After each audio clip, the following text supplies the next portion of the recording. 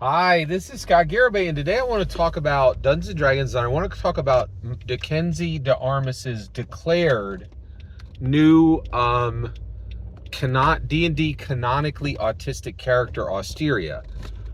So Makenzie de Armas, she's an Asian woman who is on the D&D design team. She's highly interested in representation, which she should be. Dungeons & Dragons has a terrible heritage and tradition of representation.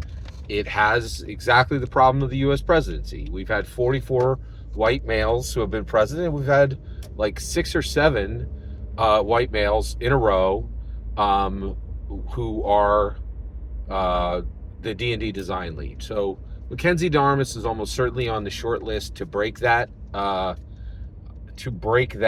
streak.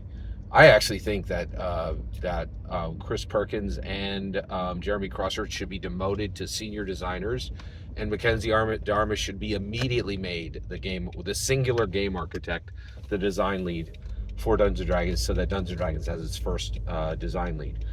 But Makenzie de Armas did something really interesting. She declared that she had created the first D&D canon autistic character, but she didn't. She declared it in an interview. Boo for you, bully for you, doesn't mean anything. Certainly doesn't establish. D&D canon is not established in interviews with Todd Kenrick. Please, right? It's established in a D&D canon hardback, and nowhere is Austeria listed as autistic in the D&D canon hardback. She's not declared autistic in the lore. So that brings up the question. So Makenzie de Armas made a claim without the risk, and we've seen this before. J.K. Rowling did the same thing. After 7 books, she's like, Gandalf's LGBTQ, and they're like, nah, nice try, right? Like, the LGBTQ community came out and said, if he was LGBTQ, why didn't you just declare it? Oh, maybe because you wanted to sell millions of books that wouldn't have been sold if you had declared that from the beginning, right? And so basically, there's always a risk when you make a stand and you do representation for a marginalized group. There's a risk to it, right? And if you try to do it without the risk, without paying the risk, it doesn't count, in my humble opinion, right? And so that's what Makenzie Armas is doing here. She's making a claim that she's created the first autistic D&D character, but she didn't take the risk. She didn't put it in the canon. She didn't put it in the lore, and she didn't put it in the D&D canon hardback. She didn't declare in the D&D canon hardback that the character is autistic. Doesn't count, right? Nice try, but no, right? So what would it have taken to create the first D&D autistic character, right? What would Austeria, who made the Book of Many Things, what would have had to happen for that to come through, right? I can tell you right now what would have had to happen. Gary already said it. He already set this in concrete for D&D canon.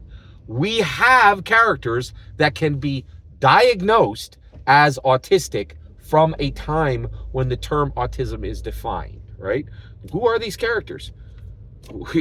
Hank, right? Eric, Diana, Sheila, Bobby, Uni, Presto, right?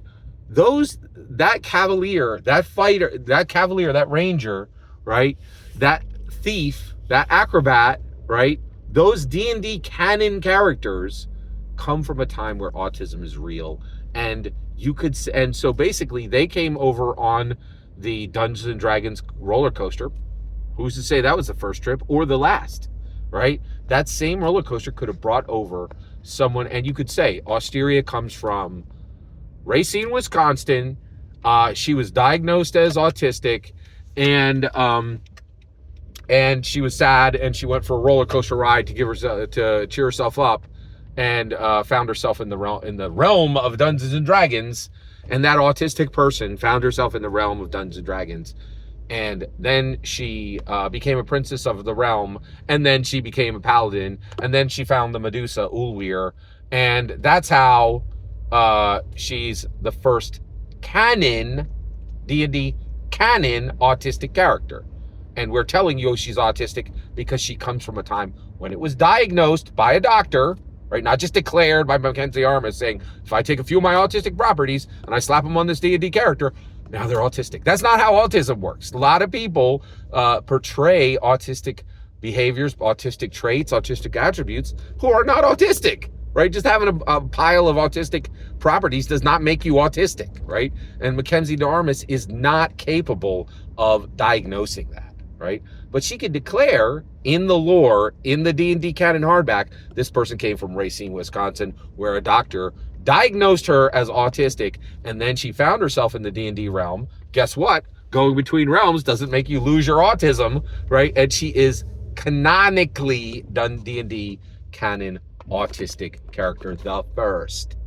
That's how you get it done. That's how you pay the risk, right? Like you don't just say it, you do it, right? Like you put it in the lore, right?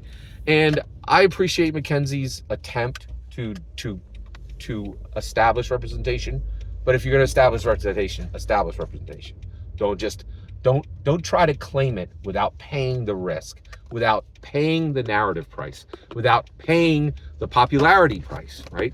Don't try to leverage marginalized groups to accomplish something if you're not willing to engage in the suffering that those groups deal with, right? So that's my take. I think it was 100% right to attempt this. I think the execution was very poor, right? Every single word of that is my humble opinion. That's how I would, that's what it would take to actually do what she claims, to actually create the first D&D autistic character. That's what it would take. Every single word of that is my humble opinion. What's important is when I hear your humble opinion, when you get in the comments and send your traffic. Please consider liking, subscribing, and have a wonderful millennium.